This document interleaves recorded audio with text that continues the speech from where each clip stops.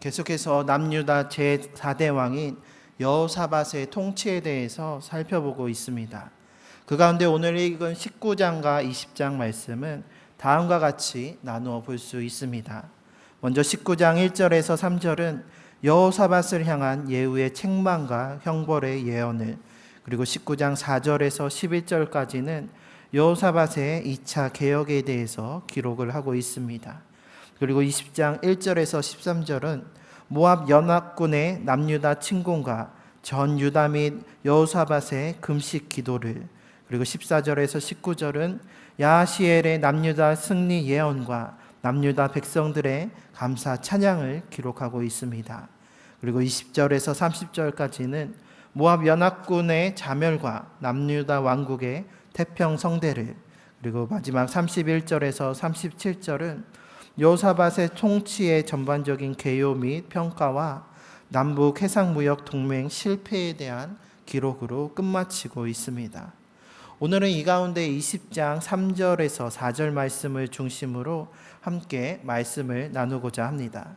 역대하 20장 3절과 4절에 이르기를 여호사밧이 두려워하여 여호와께로 낯을 향하여 간구하고 온 유다 백성에게 금식하라 공포하매 유다 사람이 여호와께 도우심을 구하려 하여 유다 모든 성읍에서 모여와서 여호와께 간구하더라.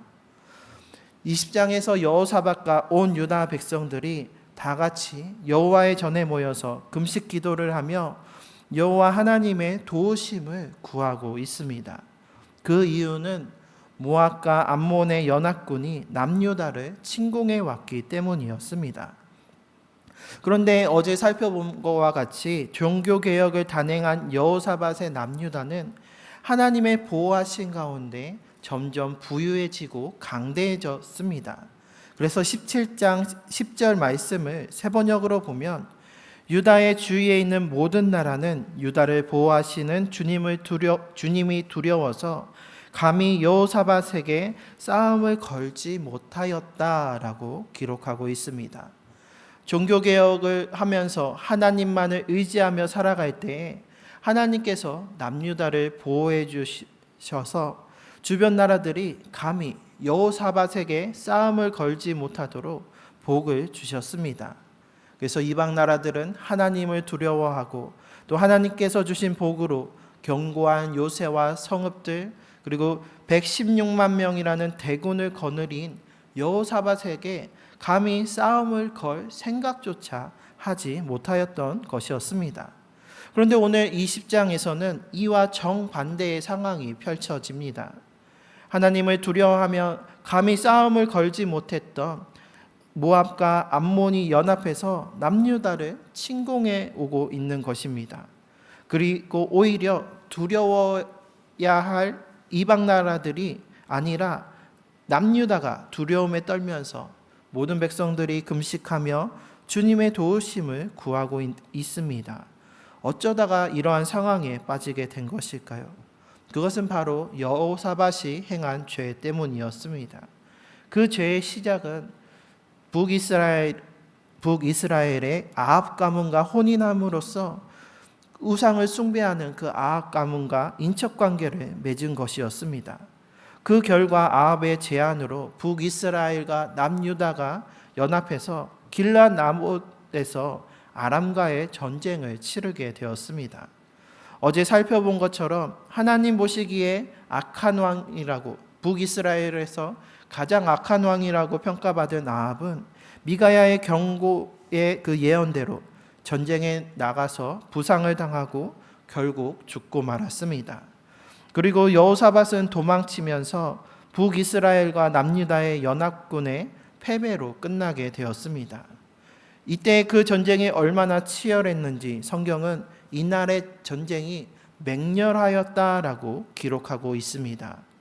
비록 여호사밧은 무사히 예루살렘으로 귀환할 수 있었지만 남유다도 많은 군사와 또 많은 재산을 잃는 피해를 입었을 것입니다. 이 일로 인해 이제는 유다 주위에 있는 이방 나라들이 유다를 보호하시는 하나님을 두려워하지 않게 되었습니다. 하나님과 여호사밧이 두려워서 감히 싸울 생각조차도 못했는데 북이스라엘과 남유다 연합군이 대패하면서 이제는 더 이상 하나님과 남유다를 두려워하지 않게 되었다라는 것입니다.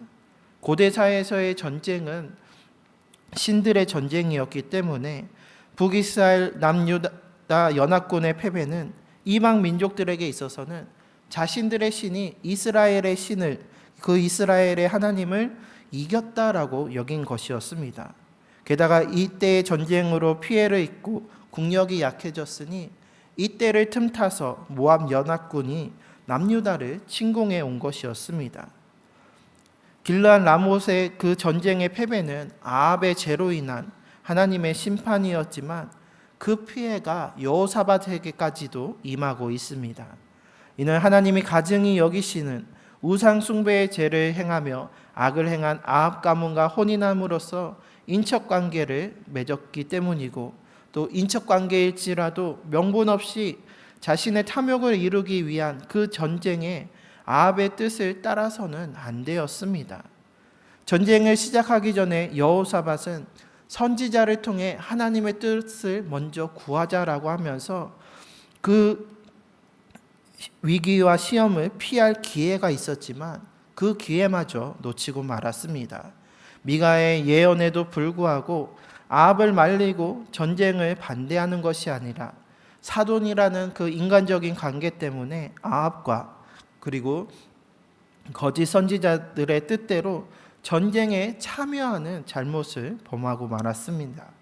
그래서 선견자 예후는 여호사밧을 향하여 이렇게 규탄하며 예언의 말씀을 선포합니다.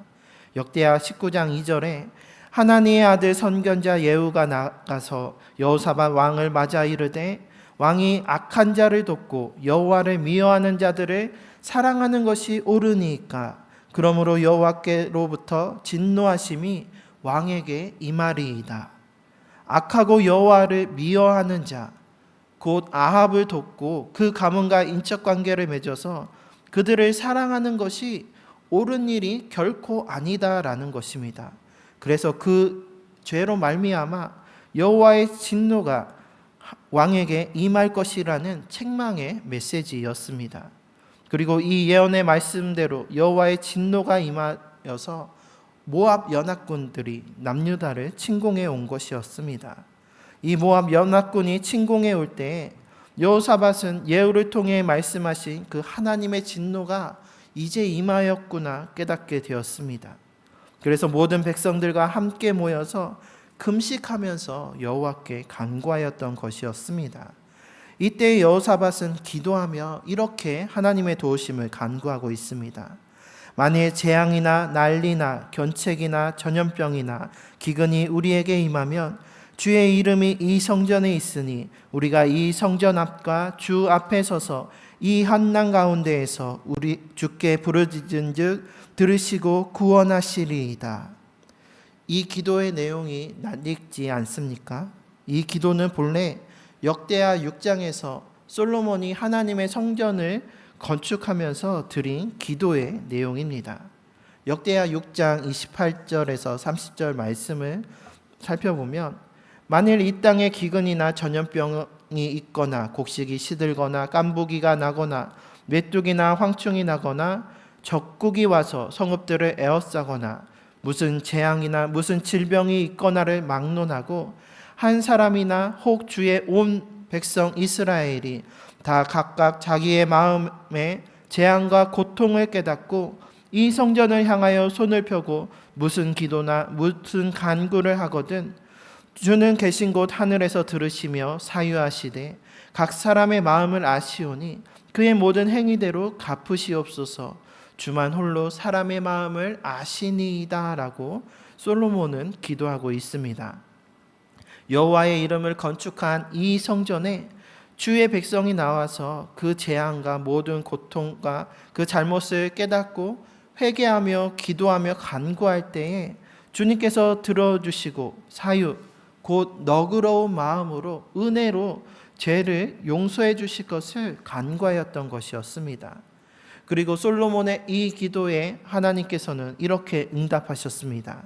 역대하 7장 14절에 내 이름으로 일컫는 내 백성이 그들의 악한 길에서 떠나 스스로 낮추고 기도하여 내 얼굴을 찾으면 내가 하늘에서 듣고 그들의 죄를 사하고 그들의 땅을 고칠지라.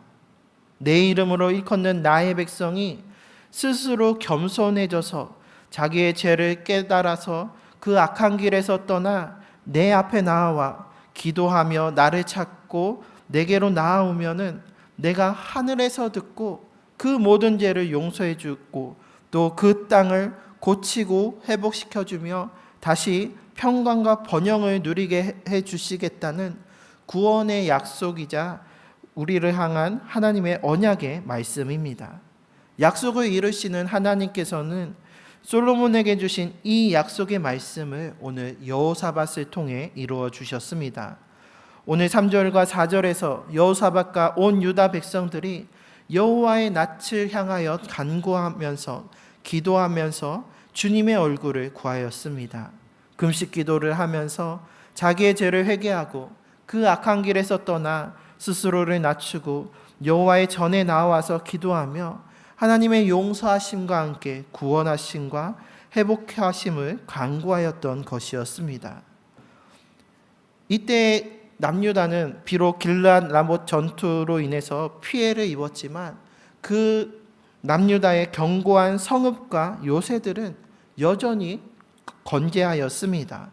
그리고 그 많은 부와 남은 병사로도 충분히 그 연합군과 대적할 수도 있었을 것이었습니다.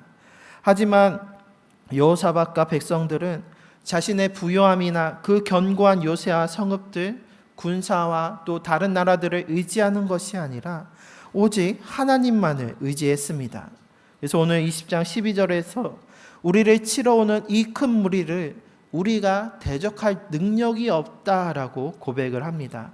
우리는 어떻게 할 줄도 알지 못하오니 오직 주님만 바라봅니다 라고 기도하면서 오직 주님의 도우심만을 구하였습니다. 그렇게 모든 것을 주님께 맡기면서 주님의 도우심만을 의지하며 나아갔을 때에 하나님의 영이 레위 사람 야하시엘에게 임하였습니다. 그리고 온 백성과 여호사밧에게 여호와께서 이같이 너희에게 말씀하시기를 너희는 이 큰 무리로 말미암아 두려워하거나 놀라지 말라. 이 전쟁은 너희에게 속한 것이 아니요 하나님께 속한 것이니라 라고 말하였습니다. 그리고 하나님께서는 그 말씀하신 대로 친히 그 전쟁을 주관하셔서 복병으로 연합군을 물리치고 또 모압과 암몬과 또 에돔이 서로 분열하고 다투어서 자멸하게 만드셨습니다.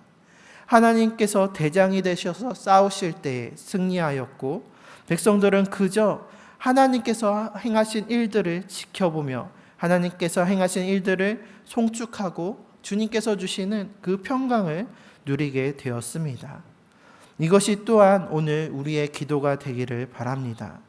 무슨 재앙이나 무슨 질병이 있거나를 막론하고 모든 것을 주님께 맡기며 스스로를 낮추고 겸비함으로 기도하면서 주님의 얼굴을 구하며 주님만을 바라보며 주님께 간구하며 기도로 나아가시기를 바랍니다.